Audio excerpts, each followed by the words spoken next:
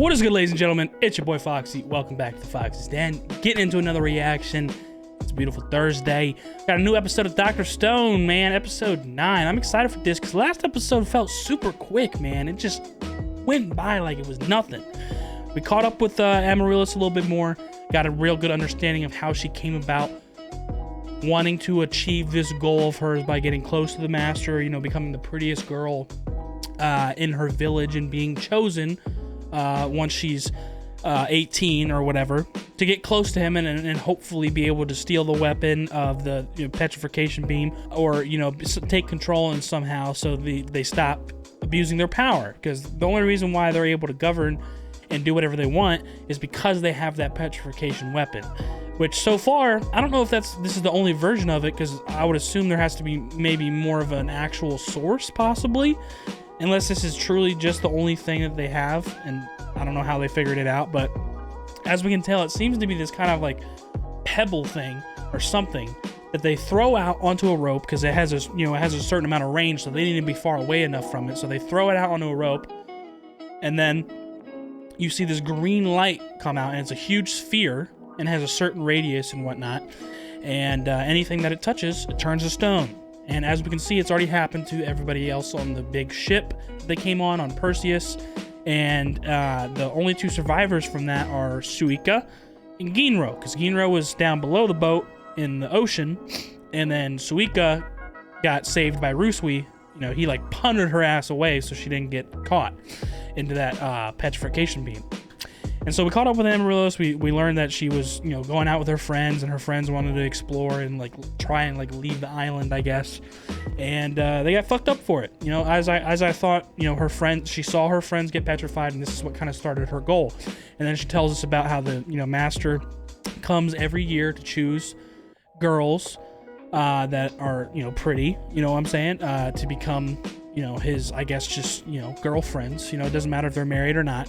This is where she starts talking, okay, well, how am I actually going to get the weapon, though? Because the weapon is held by, can't remember her name, but it's the one girl warrior that's part of the top two. It's the girl warrior, and then it's the guy that looks like Tsukasa. Those are the top two warriors that they have. So they start mentioning, okay, well, you're probably going to need someone else to go with you that is capable of fighting. And obviously they're like, a girl that can be chosen in the beauty contest that can fight. And they look at Kohaku. So the plan right now is to try and beautify Kohaku to get her as pretty as possible, and maybe, I'm assuming, practice some of her mannerisms and stuff, because she usually doesn't come off as a super girly type. So that's one of the things that they're trying to accomplish, is so that she can get chosen. But the only other thing is that they wanted to get their science lab so they can make what they're trying to do more efficient and have the tools that they need for whatever comes up. So they need to get that off of the ship. So they go to the ship, and obviously the enemy has surrounded it, and they're exploring it. They have no idea what this ship is. They're looking around at the goats. They're like, they've never seen a goat before. They have never seen glass before. All kinds of stuff on the ship. They have no idea what this stuff is. And so Kohaku gets a little angry because she obviously sees the fucking, what's it called? I guess you can call him the prime minister, but the right-hand man to the master, because we haven't seen the master yet, but we've seen this guy. And he already knocked over Chrome, and he's fucking with the statues and shit. He's being an asshole. So Kohaku got mad, and she went running down. And that's when she gets found by that girl warrior, and they start going at it a little bit, but then they kind of make up a cover-up where she calls out lab, and they don't know what that word is. So it was a word that only someone that survived on that ship from the Kingdom of Silence would know, and that would be Ginro and also Suika. So they see Ginro, and they're like, oh shit. I mean, he's useful, but it could have been somebody else, you know what I'm saying? But they're like, all right, whatever, we can take what we can get. Gin kind of started this situation where he played it off to where the girl warrior left him alone, where they said Lab was really Senku, that was his name, and then Kohaku and Lab were lovers, and then they play it all off and stuff. It was really funny. And then she kind of leaves him alone. She's like, okay, well, don't do that. She gets flustered, don't do that in front of me again, keep that stuff in the village or whatever. She got really flustered, which is funny because she's a really strong person. So they do that, and they see Ginro, and Ginro almost gets caught, and then Suika makes some noise in the greenhouse, and she's able to blend in really well with the melons, and so she's not getting caught. And eventually Senku and them notice that she's on the ship. So they're like, oh, bet we got an SSR, huge elite warrior on the ship, you know what I'm saying, or just person that is very useful, and that is Suika. And initially she wasn't even supposed to be on this journey, so now it's completely flipped where she's going to be one of the most useful assets to us. And she's already being useful because she's already hid the motorboat that they took to get on the island. So if they found that motorboat, they would have known that some people from the big ship made it onto the island, but right now they have no clue. So we are in perfect position to be able to move how we want to, and I guess kind of act as villagers, I'm assuming, and, you know, see what we can accomplish by hopefully getting Kawaku to pass this beauty contest, get chosen with Amaryllis, and then somehow get into the inner palace and, you know, accomplish what they want to accomplish and get this petrification weapon, learn more about it, see if that's really the only source of it, if that's really the only weapon, or I'm thinking there might be a bigger source to the petrification beam that the master only knows about, or something like that. I mean, I wouldn't be surprised, and we still don't even know who the master is, so that's going to be very interesting to find out too. But I'm excited to get into this, see if they actually get the lab off the ship like they want, and see what their next move is. You know what I'm saying? So I'm very excited to get into this. If you guys enjoy it, please leave a like down below, comment, subscribe if you're new, and hit that notification bell so you know the next one's dropping. Let's get into it. Episode 9, Season 3, Dr. Stone. Okay, yep, they're still exploring. Suika is moving very swiftly, quietly. Perfect stealth person that we need, bro. There it is. So she's already hit. She's like, okay, what can I do to help them get this thing out of there?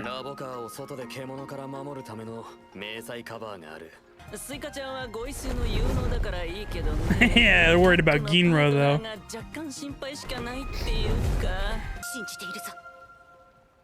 Yeah, come on, Ginro. Believe in you, bruh.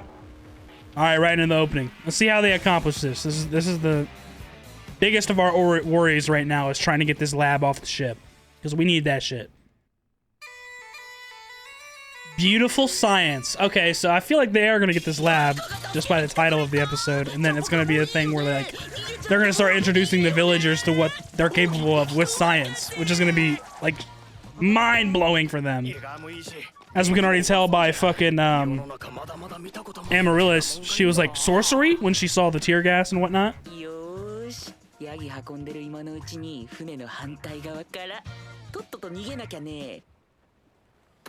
Bro, they all got him in like one big fucking pile and they're missing pieces and shit. Like, it's so annoying, bro. I want to save him as soon as possible, but it's probably going to take some time.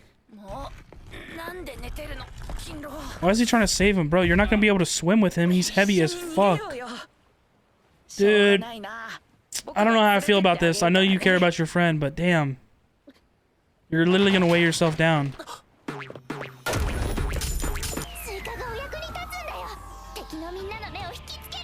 Okay. Bro, he's trying to escape with Kinro. He's not even aware of the lab.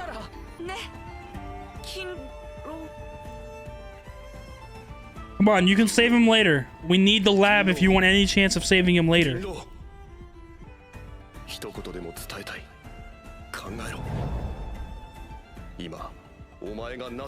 Hey, come on, hurry up. Catch on to what Suika is trying to do for you. You need to get the lab out of here. Come on, man. You got it, Ginro. Let's go. Come on, get the lab.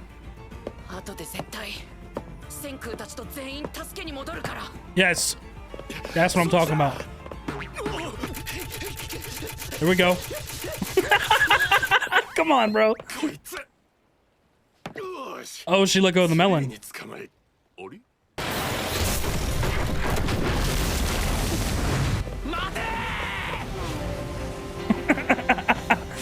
It's able to float, or it's able to move through the water, like it's like a boat in itself, too. Sure looks like it. And they're out. Successful, baby. Let's go. Let's go, Suika. Damn, you guys got in the lab real fucking quick.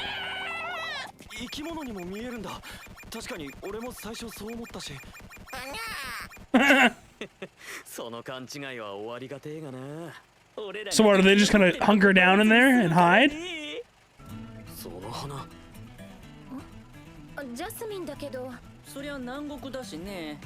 何いきなりのティータイム？ジャスミン。Jasmine tea? What can you do with jasmine flowers? Let's go. How are we gonna figure this out? What are we doing? てめえが昼間集めてたやつだ。俺の名はメカセンク。 Mekaseku, thank you for the introduction. Oh, he's about to make something that smells like shit. Lovely, let's get it.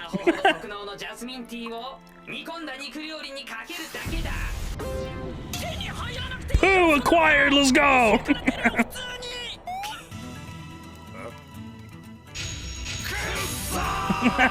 Is it just gonna make them leave?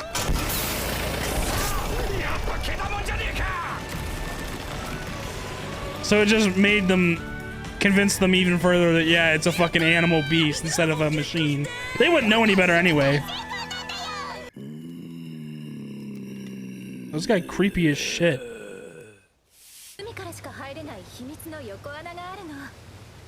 Okay, bet. Nice little hiding spot for us.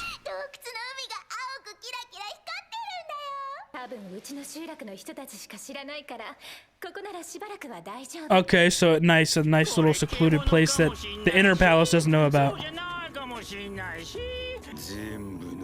This guy creepy as fuck for no reason.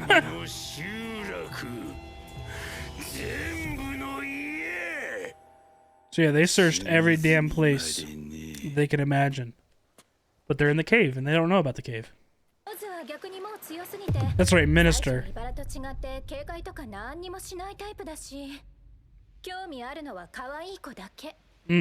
True. That's right. He was already peeping at Amaryllis when she was like fucking 13. Yeah, she's gonna be a great one day. Like, bro, shut your dumb ass up. He looks smack like Tsukasa too. Pisses me off. Ah, perfume. That's gonna be huge. Like, just like they've never smelled like fragrance like that. Like, that makes you smell good. Like perfume, cologne. Like, bro. They're just gonna fall in love with Kohaku just from the smell. Like, whoa. Damn. Got a shit ton of hair. Making shampoo. Yep, shampoo. Okay. Can't wait.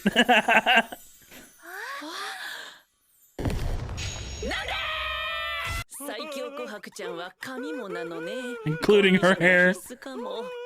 Yeah, I was just about to say, like, I don't think shampoo's gonna be the only thing to do it. I have long hair, bro. You gotta take care of that shit and make sure it's nice and hydrated. That is so funny, bro. That we're like going through this like hair product phase of science right now, because I literally just like got some more hair products for myself to fucking hydrate my hair and get better at it. That is so funny. There we go. Conditioner acquired. Shampoo and conditioner. Let's go.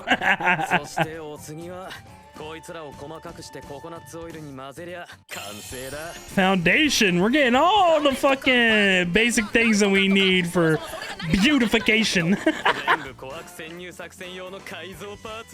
Makeup, hair care, fragrance.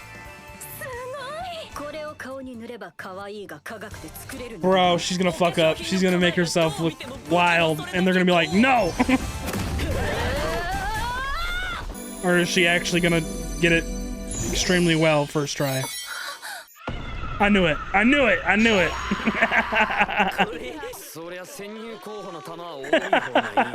She has no idea what he's...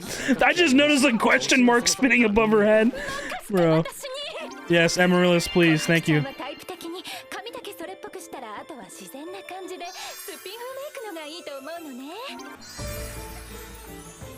Woo! I heard that.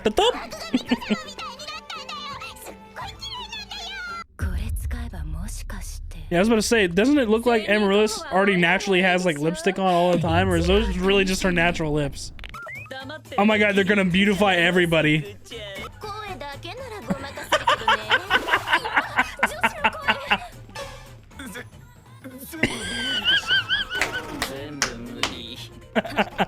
小柄でかつ女声に近い男ならばあるいはGinro!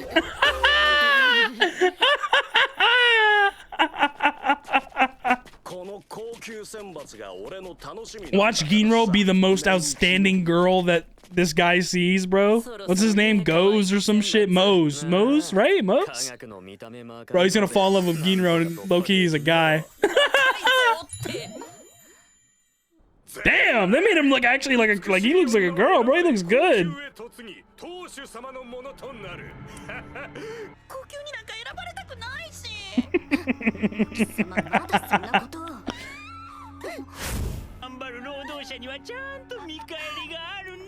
Sick fuck, bro. See, they like just got married. You don't give a fuck, bro. He's an asshole. Let's go. Keep your cool. Let's go.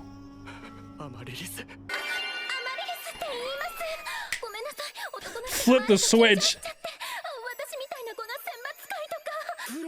She's a pro. Immediately. I was about to say, it'd be funny, like, imagine she didn't get chosen. I'm telling you, Mose is gonna pick him. I'm telling you. I just have a feeling.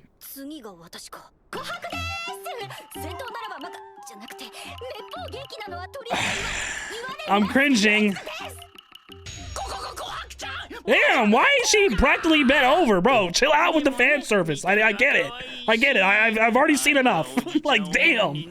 That angle was ridiculous, bro. Come on. Oh, bro, you better be careful. She might actually whip your ass.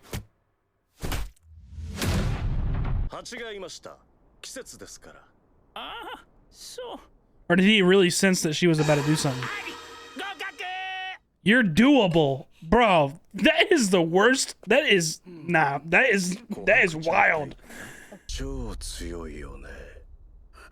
Yeah, he knew. He's paying attention.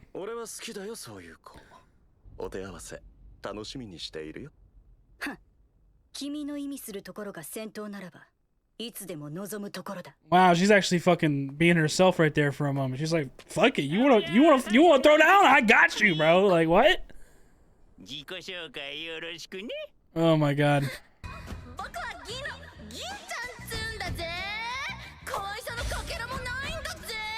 Ah, it's so cringe, bro.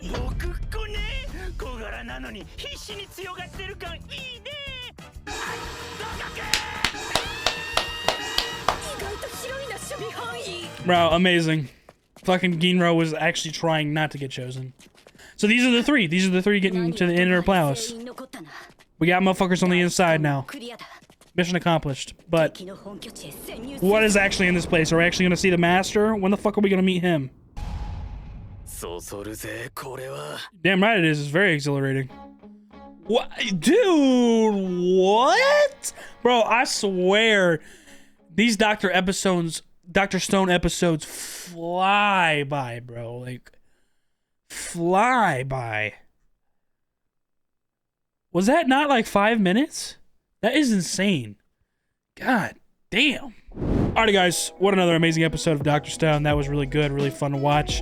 We finally saw, or caught back right up where we left off, pretty much on the big ship Perseus, with Suika, Ginro, and Senku and them paying close attention to both of them, trying to see if, like, hoping they can pay attention and actually get their task done.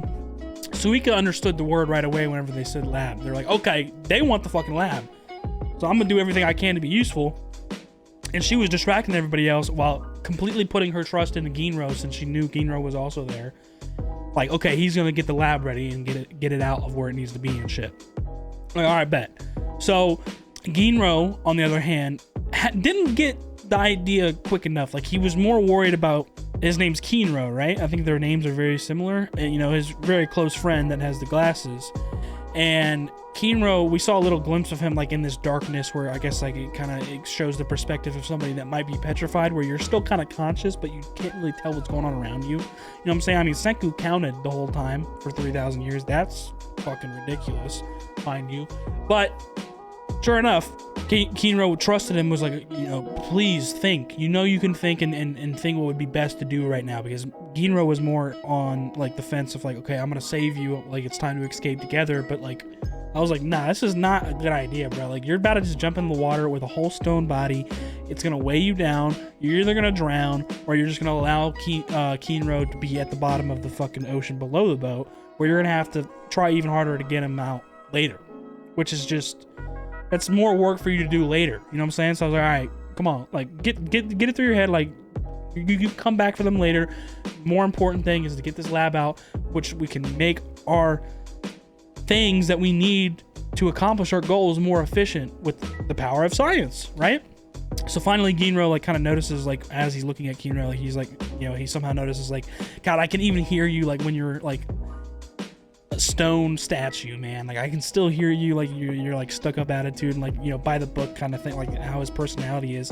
And so Ginro finally gets the idea, then he gets it under, gets himself under control, and he's like, all right, I'm gonna help out. And he actually does a very good job of getting the lab up on top of the ship and allow them to be able to drive it off of the boat and to where Senku and them are, and then they meet up. And sure enough, most of the people on this island, they have no idea what that thing is. They thought it was a beast, an animal, so they're trying to follow it. Just because they think, okay, well, let's just make double sure, because it could be people that maybe escaped or something.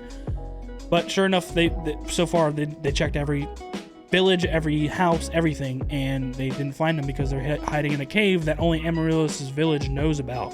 So that's very, very clutch. It kind of is like a home-based operations place for them, where they can be able to do what they need to do with their science, make new things, or do whatever they need to do. Like for example, whenever they started beautifying Kohaku in peace, without having to worry about being caught, or someone untrustworthy, or someone that's looking for them coming up on them. Like they have a nice little base now. And so sure enough, they already started making things with the lab right when they got into it. Like literally Senku was like, good job Suika, good job Ginro, you guys did it. And then very quickly he notices these flowers, these jasmine flowers. He's like, all right, bet we can use these jasmine flowers combined with this, kind of raw meat or whatever, some sort of seafood. I can't remember exactly what it was, but basically he made the smell of like poop. And so it made the, islanders even more convinced that this was a beast that was running away, because it stank like shit. Classic poop smell. And they're like, okay, yeah, it's definitely a beast. And so that kind of convinced them even further. And then they get away, they get to the cave. And this is where they start preparing for the beauty contest that's coming up, where they're coming to choose these girls. And they're beautifying Kohaku, and the first things to make is shampoo. Like they're going through the whole process of like basic like cosmetics, you know what I'm saying, like shampoo, conditioner, like hair care stuff, and then makeup, lipstick, foundation, and then they even made perfume, which is a fragrance and it makes you smell nice, which is definitely something that they don't have on this island. That would obviously attract anybody that is not used to a fragrance like that. Like whenever you don't have like deodorant and stuff like that, you're just used to people's natural pheromones. But when you have a nice smell like that and you smell good, I mean, naturally you're just like, wow, this person's like, it just does something where you're like attracted to them even more because they smell good. So I was like, that right away, I was like, the perfume is already a fucking huge hit. Like that would probably get them to say yes or whatever just off of that, you know what I'm saying? Because they're not used to anything but natural pheromones, and who knows if they even, I'm sure they bathe and whatnot, but they definitely don't have like deodorant and like fragrance stuff like that. So I was like, that's a huge fucking come up. So they did all that basic cosmetic stuff, ended up finally beautifying Kohaku. She looks fucking amazing.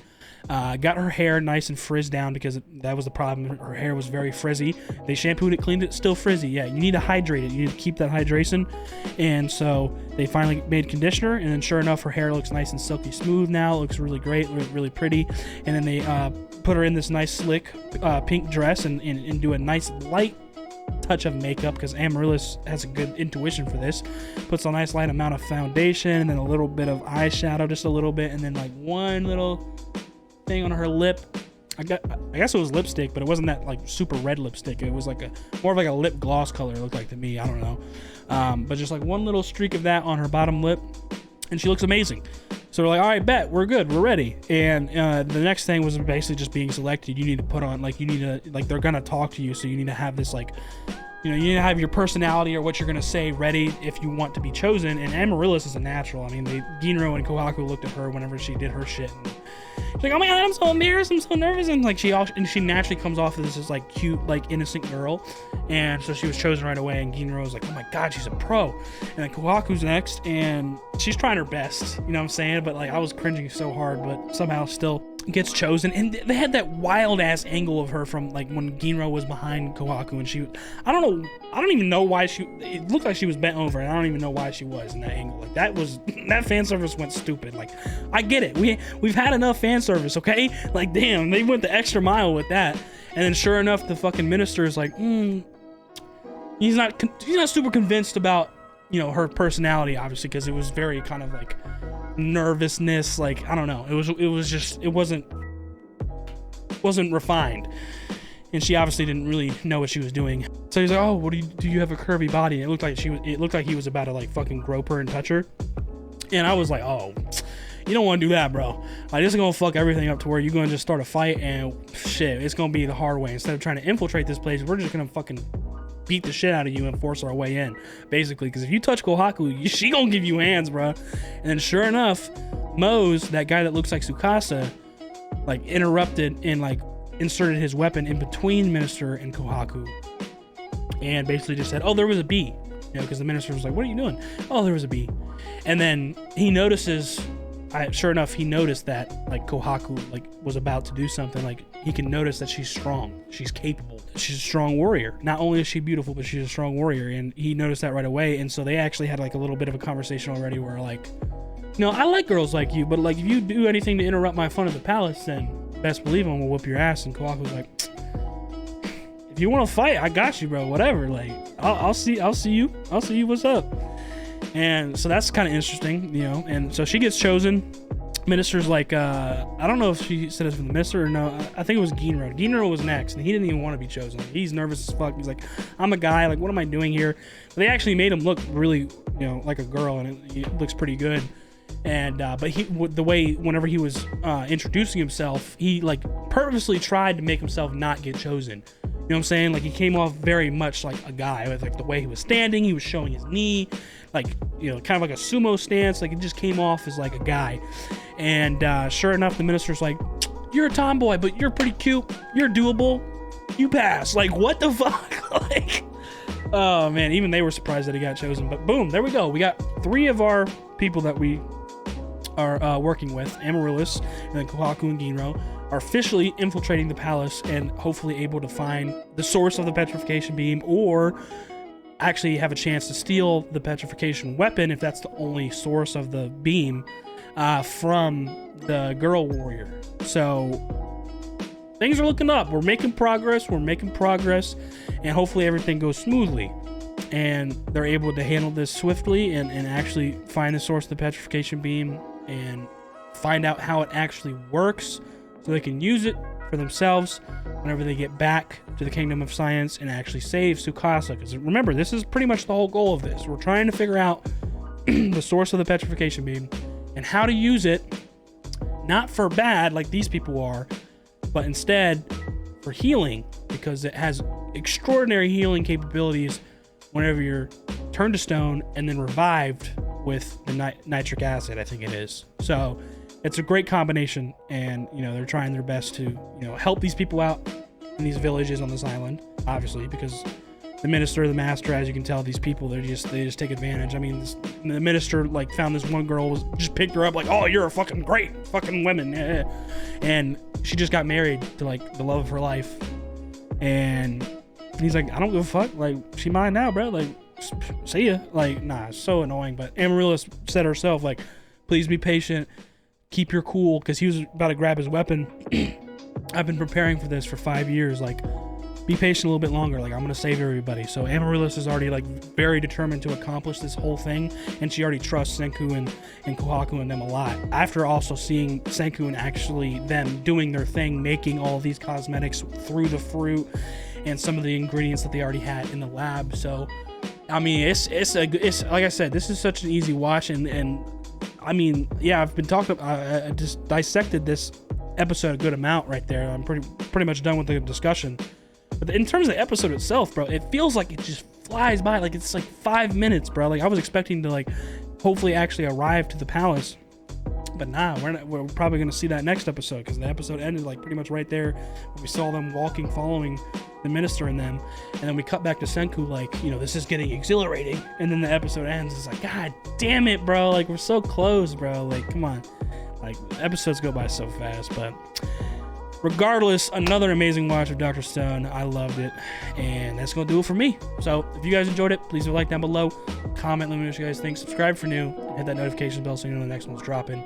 I'll see you on the next one. Y'all be good. Deuces.